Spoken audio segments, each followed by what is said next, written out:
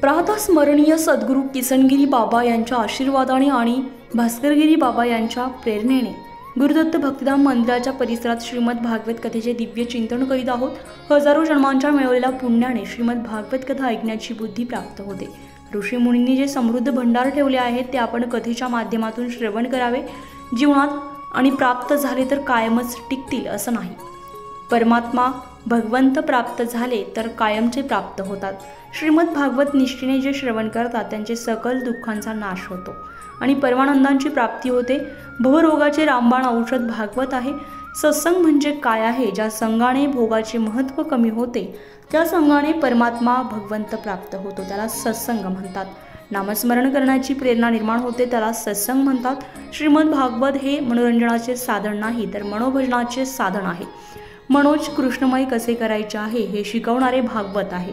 भोगाच्या दिशेने चाललेली दिशा भगवंतांच्या दिशेकडे वळवण्यासाठी श्रीमद भागवत हे शास्त्र आहे असं निरूपण भागवताचार्य आणि रामायणाचार्य साध्वी परमपूज्य अनुराधा दिदी यांनी पहिले पुष्प गुंफताना केले। पाईपलाईन रोड येथील संत किसनगिरी नगर येथील गुरुदत्त भक्तिधाम मंदिरामध्ये श्रीमद भागवत कथा ज्ञानयज्ञ सोहळ्याला शुभारंभ करण्यात आला। या प्रसंगी संत किसनगिरी नगर परिसरामध्ये भव्य शोभायात्रा काढण्यात आली आहे। श्रीमद भागवत ग्रंथाचे पालखीत पूजन करून तसेच वारकरी भजनी मंडळ आणि महिला मंडळ तसेच भाविकांनी मोठ्या संख्येने सहभागी होऊन शोभायात्रा मिरवणूक काढण्यात आली आहे। महिलांनी फुगडीचा फेर धरलाय। परिसरामध्ये ठिकठिकाणी रांगोळ्या काढून शोभायात्रेचे स्वागत करण्यात आले।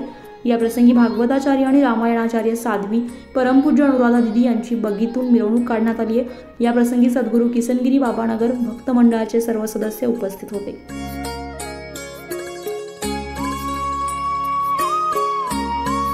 उत्तर महाराष्ट्र लाईव्हसाठी संजय सावंत, अहमदनगर।